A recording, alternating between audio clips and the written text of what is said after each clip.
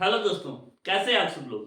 तो दोस्तों आज की मॉडर्न हिस्ट्री में हम बात करेंगे मुस्लिम लीग की, उसके बाद demand for Swaraj and Suraj split. ठीक है, ये तीन टॉपिक हम डिस्कस करने जा रहे हैं आज। तो चलिए सबसे पहले हम मुस्लिम लीग की बात करते हैं। मुस्लिम लीग की फॉर्मेशन हुई थी 1906 में। ठीक है, और कौन कौन से इंपॉर्टेंट लीडर थे मुस्लिम लीग के। सबसे पहले थे आगा खान। ओके, आगा खान को फर्स्ट प्रेसिडेंट भी माना जाता है। फिर नवाब सलीमुल्लाह ऑफ ढाका। ठीक है, उसके बाद नवाब मोहिन उल मुल्क। ठीक है, ये तीन इंपॉर्टेंट लीडर थे। इनके अंडर मुस्लिम लीग की फॉर्मेशन हुई थी 1906 में।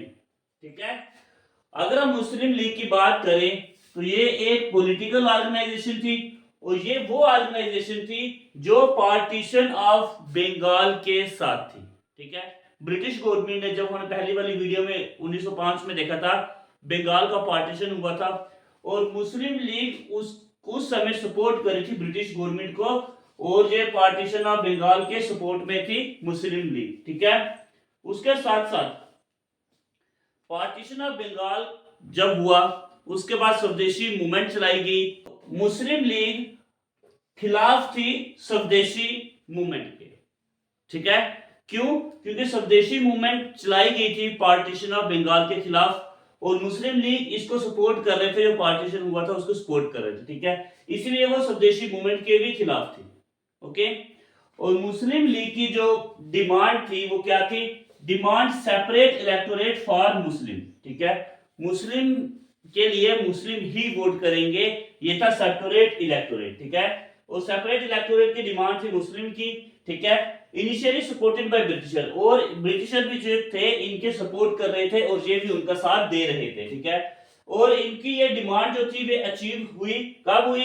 जब मॉर्ली मिंटो रिफॉर्म हुआ 1909 में, तब सेपरेट इलेक्टोरेट दे दिए गए मुस्लिम को। ठीक है, अब मुस्लिम जो थे वो मुस्लिम को ही वोट करेंगे। इस तरह के सेपरेट इलेक्टोरेट दिए गए मुस्लिम को। कब दिए गए? जब ये मॉर्ली मिंटो रिफॉर्म हुआ 1909 में। ठीक है, मुस्लिम लीग की समझ में आ गया। तो मुस्लिम लीग में मेनली हमने दो तीन चीजें पढ़ी हैं। सबसे पहले ये फॉर्मेट कब हुआ था, उसके बाद लीडर कौन से थे, उसके बाद ये पॉलिटिकल ऑर्गेनाइजेशन थी, और ये पार्टीशन ऑफ बंगाल को सपोर्ट कर रहे थे, और स्वदेशी मूवमेंट के ये खिलाफ थे। ठीक है, उसके बाद इनकी डिमांड क्या थी? सेपरेट इलेक्टोरेट फॉर मुस्लिम, और इनकी डिमांड अचीव होती है। कब होती है? मॉर्ली मिंटो रिफॉर्म 1909 में इनको सेपरेट इलेक्टोरेट दे दिए गए ब्रिटिश के द्वारा। ठीक है, उसके बाद हम पढ़ते हैं डिमांड फॉर स्वराज। ठीक है, अपना राज, खुद का राज। ठीक है, 1906 में लीडर थे दादा भाई नौरोजी। कलकत्ता सेशन होता है, तो इस सेशन में स्वराज की डिमांड की जाती है, हमें खुद का राज चाहिए। ठीक है, Swaraj adopted it as the goal for the Indian people.